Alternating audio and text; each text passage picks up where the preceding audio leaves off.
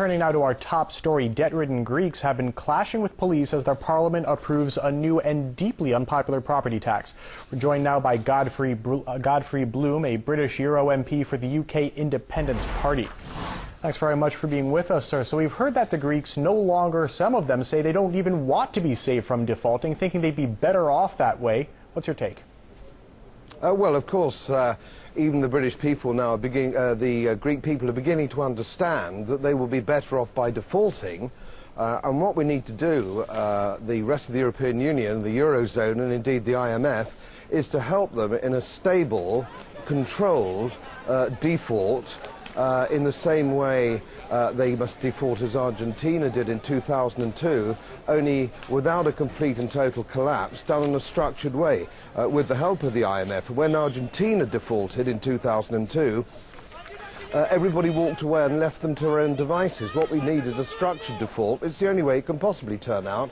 And then Greece can start working with the currency and interest rates, which can start to grow their economy. There will be pain. There'll be pain for a year, maybe two, and then their economy will start to grow, as indeed the Argentinian economy did. It started to grow, and it grew consistently at around about 8% a year. There is only one solution to this, and that is default. And the trouble is with politicians and bureaucrats and some academics is they simply don't understand international money. Now, you talked about pain. What a lot of the people are talking about when it comes to pain on the ground there is this tax. Now, Greek energy companies are planning, they say, to sabotage the collection of this new property tax. They're on the people's side with this, which is thought to be levied through the people's electricity bills. Do you think the government's attempts to collect this cash will fall flat? Yes, I do. I don't think it's possible for any economy, and I have to say the British economy is no better. Our figures are no better than Greece and the United Kingdom, and the difference is we're just not talking about it yet. You cannot tax your way out of a recession or a depression. It simply isn't possible, and the great Winston Churchill's quote on this, trying to tax your way out of a recession is like trying to lift yourself up in a bucket by the handle. It simply can't work. And as soon as the politicians, the bureaucrats and everybody else face the truth of this crisis, the sooner we can start to get out of it. Now, the European Commission president has called for closer ties within the EU as a way out of the current crisis, which is essentially a call for more consolidation. Do you think that's a solution?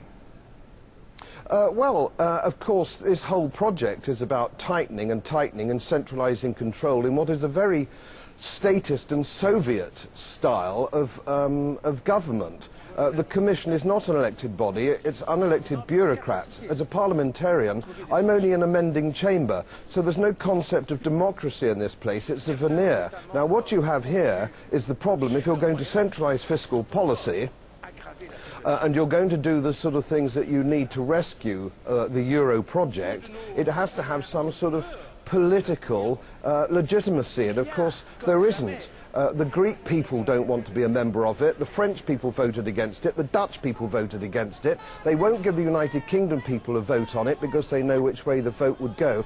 So this has no political legitimacy at all. This is about central banks, bureaucrats and politicians. This isn't anything to do with the people, and you can't drive this sort of fiscal centralisation through without the will of the people. It's as simple as that. Now, Jose Manuel Barroso reiterated his call to issue a joint Eurozone bond so the debt of weak countries is shored up by the strength of the major players. But the German Chancellor has rejected them, saying they'd make a whole EU a union of debt. How realistic do you think that is as a solution? Well, it isn't a solution at all, of course, and Mr. Barroso is a communist.